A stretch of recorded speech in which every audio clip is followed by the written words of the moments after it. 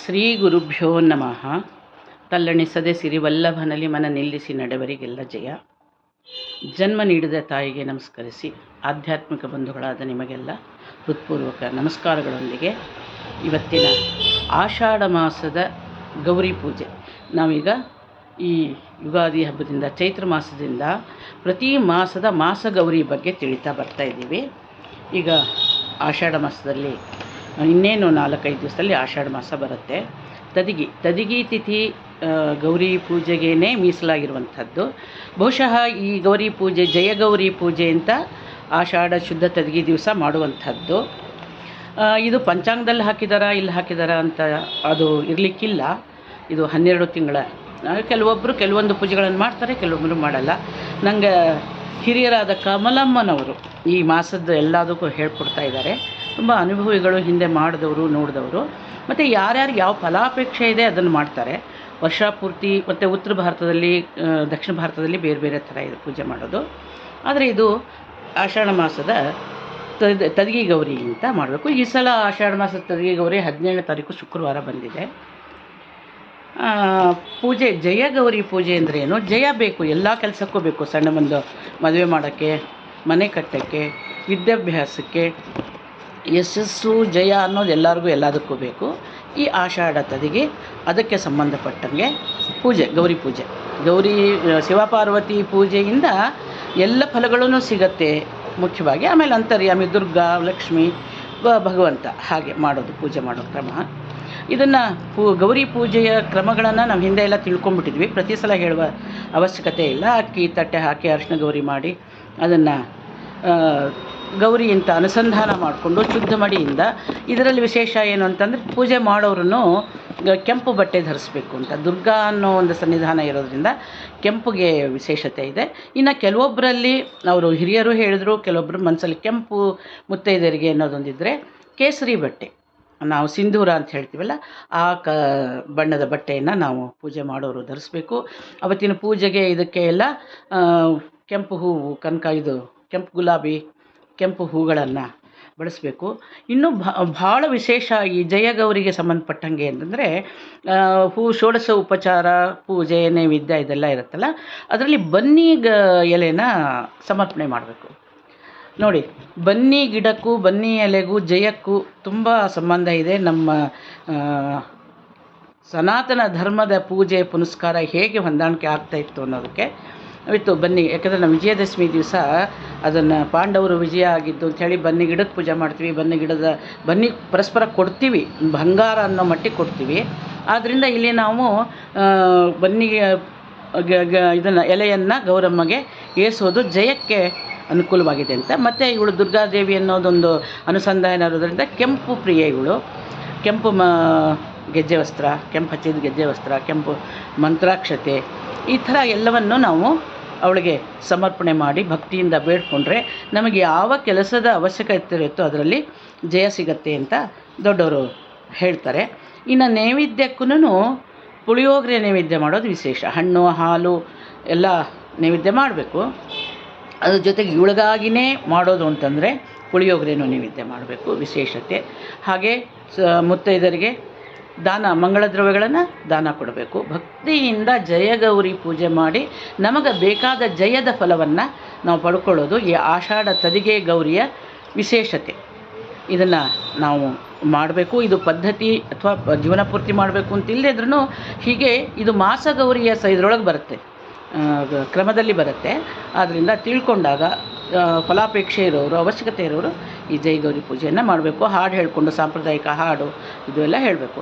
ಇನ್ನೊಂದು ಮಹತ್ತರವಾದ ಈ ಆಷಾಢದಲ್ಲಿ ಬರುವಂತಹದ್ದು ದಿವಸಿ ಅಮಾವಾಸ್ಯೆ, ಗಂಡನ ಅಮಾವಾಸ್ಯೆ, ಜ್ಯೋತಿರ್ಭೀಮನ ಅಮಾವಾಸ್ಯೆ, ಹೀಗೆ ಅದು ನಾನಾ ಹೆಸರಿನಿಂದ ಕರೆಸ್ಕೊಂಡಿರುವಂಥ ಪ್ರಸಿದ್ಧವಾದ ಭೀಮನ ಅಮಾವಾಸ್ಯೆ ಪೂಜೆ. ಅದು ಅಮಾವಾಸ್ಯೆನೇ ಮಾಡುವಂಥದ್ದು. ಅಮಾವಾಸ್ಯೆ ಆದ್ರೂ ಮಂಗಳಕರವಾದ ಎಣ್ಣೆಗಳ ಸ್ನಾನ ಮಾಡಿಕೊಂಡು ಕುಮಾರಿಯರು ಮಾಡಬೇಕು, ಮುತ್ತೈದೆಯರು ಮಾಡಬೇಕು. ಅದು ಈ ಸಲ ಆಗಸ್ಟ್ 12ನೇ ತಾರೀಕು ಬರುತ್ತೆ ಅಮಾವಾಸ್ಯೆ. 12ನೇ ತಾರೀಕು ಬುಧವಾರ ಆಗುತ್ತೆ. ಅದು ಭಾಳ ಪ್ರಚಲಿತದಲ್ಲಿದೆ, ಎಲ್ಲರೂ ಮಾಡ್ತಾಯಿದ್ದೀವಿ, ರೂಢಿ ಒಳಗಿದೆ. ಅದರಿಂದ ಅದಕ್ಕೆ ಹೆಚ್ಚು ಹೇಳೋದು ಬೇಡ, ಆದರೂ ಕೆಲವೊಂದು ವಿವರಣ ತಿಳ್ಕೊಳ್ಳೋಣ. ಅದಕ್ಕೆ ದಿವಸಿ ಕಥೆ ಅಂತಲೇ ಇದೆ. ದಿವಸಿ ಕತೆ ಹೇಳೋದು ಅಂತಿದೆ. ಕುಮಾರಿಯರು ಒಳ್ಳೆ ಗಂಡನ ಸಿಗಲಿ ಅಂತ ಪೂಜೆ ಮಾಡಬೇಕು. ಆಮೇಲೆ ಮದುವೆ ಆದಮೇಲೆ 9 ವರ್ಷ ಕೆಲವರು, 10 ವರ್ಷ ಕೆಲವರು ಅಂತ ಹೇಳ್ತಾರೆ. ಅದು ಅವರವ್ರ ಪದ್ಧತಿ ಪ್ರಕಾರ ಮಾಡಿ ಮುಂದೆ ಅದನ್ನು ನಿತ್ಯ ಪೂಜೆಗೂ ಈ ಗೌರಿ ಇದ್ದಾಳೆ. ಹೇಗಿದ್ದಾಳೆ ಅಂದರೆ ಮಂಗಳ ಗೌರಿನಲ್ಲಿ ಬರುತ್ತೆ. 4 ಇದರಲ್ಲಿ ದಿವಸಿ ಅಲ್ಲಿ ಗೆಜ್ಜೆ ಹತ್ತಿದಿರುತ್ತೆ. ಜೀವನ ಪರ್ಯಂತ ಈ ದಿವಸಿ ಗಂಡಂಗೆ ಸಂಬಂಧಪಟ್ಟಂಗೆ ಪೂಜೆ ಮಾಡಲೇಬೇಕು. ಆದರೆ ಈಗ ಕುಮಾರಿಯರನ್ನು ಕೆಲವೊಂದು ಕಡೆ ತುಂಬ ನಿಷ್ಠಾವಂತಾಗಿ ಮಾತಾಡೋರು ಅವರು ಹೇಳಿದರು ಕಮಲಾಬಾಯಿ. ಕುಮಾರಿಯರು ಸಂಜೆ ಹೊತ್ತಲ್ಲಿ ಮುಸ್ಸಂಜೆ ಹೊತ್ತಲ್ಲಿ ಅದನ್ನು ಮಾಡಬೇಕು ಪೂಜೆನ. ಭಾಳ ವಿಶೇಷ, ಒಳ್ಳೆ ಗಂಡ ಸಿಗ್ತಾನೆ ಅಂತ. ಆಮೇಲೆ ಇದು ಹೇಳ್ತೀವಿ ಭೀಮನ ಅಮಾವಾಸ್ಯೆ ಅಂತ ಹೇಳ್ತೀವಿ. ಯಾಕೆ ಅಂತಂದರೆ ದ್ರೌಪದಿನ ಪಂಚಪಾಂಡವರಲ್ಲಿ ದ್ರೌಪದಿನ ಸಲಹೆ ಮಾಡಿದ್ದು, ಅವಳು ಮಾನರಕ್ಷಣೆ ಮಾಡಿದ್ದು, ಅವಳನ್ನ ಕೀಚ್ಕೊಂಡು ಸಮಾನ ಇದೆಲ್ಲನೂ ಭೀಮಸಂಧಿಯವರಿಂದ ಸಾಧ್ಯ. ನಮ್ಮ ಪತಿಯಾಗೋರಿಗೆ ಆ ಭೀಮಸೇನನ ಒಂದು ಸಾಮರ್ಥ್ಯ ಶಕ್ತಿ ಇರಲಿ, ಅವರು ನಮ್ಮನ್ನು ಕಾಪಾಡಿಕೊಳ್ಳಿ ಅಂತನ್ನೋದು ಇದು ಭೀಮಾಶಂಕರ ಅಂತ ಮಹಾರಾಷ್ಟ್ರದಲ್ಲಿ ದೇವಸ್ಥಾನ ಇದೆ. ಈ ವಟ್ಸಾವಿತ್ರ ಇದ್ರ ಕಥೆ ಬರುತ್ತಲ್ಲ, ರಾಜ ಅರ್ಧ ರಾಜ್ಯ ಕೊಡ್ತೀನಿ, ಮಗನ ಮದುವೆ ಮಾಡ್ಕೊತಾರೆ, ಹೆಣಕ್ಕೆ ಮದುವೆ ಮಾಡ್ತಾರೆ, ಅಲ್ಲಿ ಸ್ಮಶಾನಕ್ಕೆ ಹೋದಾಗ ಮಳೆ ಬರುತ್ತೆ, ನಾವೆಲ್ಲ ಹೇಳ್ಕೊತೀವಿ. ಆ ಹುಡುಗಿ ಎಲ್ಲರೂ ಹೊರಟರು, ಆ ಹುಡುಗಿನೂ ಅಲ್ಲೇ ಕೂತಿರ್ತಾಳೆ ಚಟ್ಟದ ಮೇಲೆ. ಹಿಂದಿನ ವರ್ಷ ನನ್ನ ಅಣ್ಣ ಅಂದರೆ ಈ ಒಂದು ಘಟನೆಗಿಂತ ಹಿಂದೆ ನಡೆದಿತ್ತು ಅನ್ನೋದಕ್ಕೆ ಅವಳು ಅಂದರೆ ಮದುವೆಗಿಂತ ಮುಂಚೆನೂ ಮಾಡಬೇಕು ಅನ್ನೋದಕ್ಕೆ ಆ ಕಥೆಯಲ್ಲಿ ಬರುತ್ತೆ. ನನಗೆ ಹಿಂದಿನ ವರ್ಷ ಒಡಹುಟ್ಟಿದವರು ಭಂಡಾರ ಒಡೆದು ಕೊಟ್ಟಿದ್ರು, ಇವಾಗ ಯಾರಿಲ್ಲ ಅಂತ. ಆ ಮಗುನ ಕೇಳಿ ಶಿವ ಪಾರ್ವತಿನ ಬಂದು ಪಾರ್ವತಿ ಭಂಡಾರ ಒಡೆದು ಕೊಡ್ತಾನೆ, ಮುಂದೆ ಶ್ರೇಯಸ್ಸಾಗುತ್ತೆ. ಎಲ್ಲರಿಗೂ ಗೊತ್ತಿದೆ, ನಾವೆಲ್ಲರೂ ಮಾಡ್ತಾಯಿದ್ದೀವಿ. ಆ ಅನುಸಂಧಾನದಿಂದ ಕೇವಲ ಪತಿಗೋಸ್ಕರ ಎಲ್ಲ ಅವಸ್ಥೆಯಲ್ಲೂ ಮುತ್ತೈದೆ ಭಾಗ್ಯಕ್ಕೋಸ್ಕರ ದಾಂಪತ್ಯಕ್ಕೋಸ್ಕರ ಮಾಡಬೇಕು ಅಂತ. ಇನ್ನು 5 ಎಳೆ ಮದುವೆಗೆ ಮುಂಚೆ 5 ಗಂಟು ಅದನ್ನು ಪುರೋಹಿತರ ಮುಖಾಂತರ ಮಾಡಿಸ್ಬೋದು. ಹಿರಿಯರು ಮುತ್ತೈದರು ಅನುಭವಿಸ್ತರು ನಾವು ನಮ್ಮ ಮನೆಗಳಲ್ಲೆಲ್ಲ ಮಂಗಳಗೌರಿ ಪೂಜೆ ಇದನ್ನೆಲ್ಲ ನಾವು ಹಿರಿಯರು ತಿಳ್ಕೊಂಡು ಹಾಡುಗಳನ್ನ ಹೇಳ್ಕೊಂಡು, ಮತ್ತು ಅದರದ್ದೇ ಆದ ಶ್ರಾವಣ ಮಾಸದ ಕಥೆಗಳೆಲ್ಲ ಇರುತ್ತೆ, ಇದ್ರ ಕಥೆಗಳಿರುತ್ತೆ, ಅದನ್ನು ಚಾತುರ್ಮಾಸದ ಕಥೆಗಳಿರುತ್ತೆ, ಅದನ್ನ ಹೇಳ್ಕೊಂಡು ಭಕ್ತಿಯಿಂದ ಮಾಡಬೇಕು. ಅದು ಬರೀ 5 ಮೂತಿ ಇರುವುದ 5 ಕಡೆ ದೀಪ ಹಚ್ಚಿ ಆ ಕಂಬಕ್ಕೆ ದೀಪ ಹಚ್ಚಿನೇ ಜ್ಯೋತಿರ್ಭೀಮೇಶ್ವರ ಅಂತ ಮಾಡ್ತಾರೆ. ಇಲ್ಲದಿದ್ದರೆ ಬರೀ 2 ನೀಲಾಂಜಕ್ಕೆ ಅರ್ಶಿನ ಕೊಂಬು ಕಟ್ತಾರೆ, ಅರ್ಶಿನ ಕೊಂಬು ಕಟ್ಟಿ ಅದಕ್ಕೆ ಪೂಜೆ ಮಾಡ್ತಾರೆ.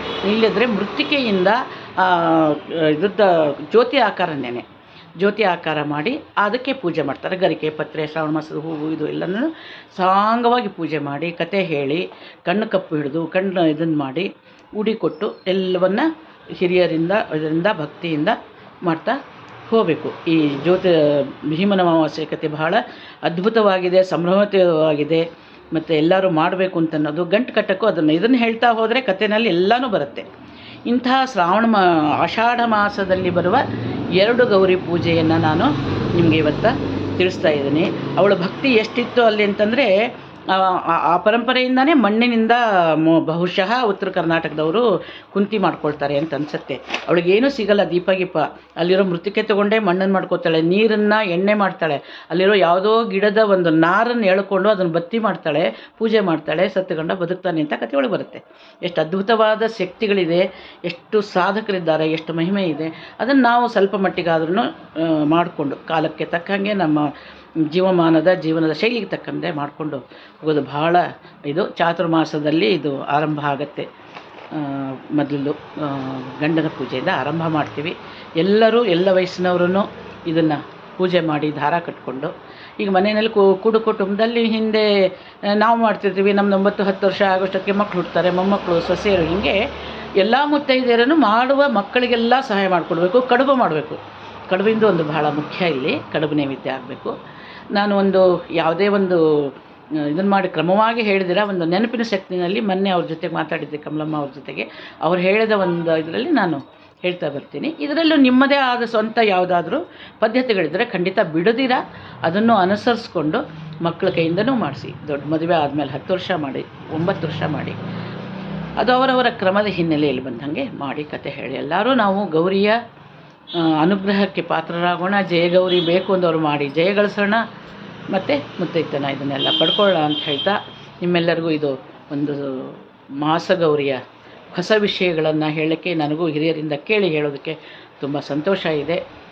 ಎಲ್ಲರಿಗೂ ಹಬ್ಬದ ಶುಭಾಶಯಗಳು ಮತ್ತು ಹೃತ್ಪೂರ್ವಕ ನಮಸ್ಕಾರಗಳು. ಕೃಷ್ಣಾರ್ಪಣಮಸ್ತು.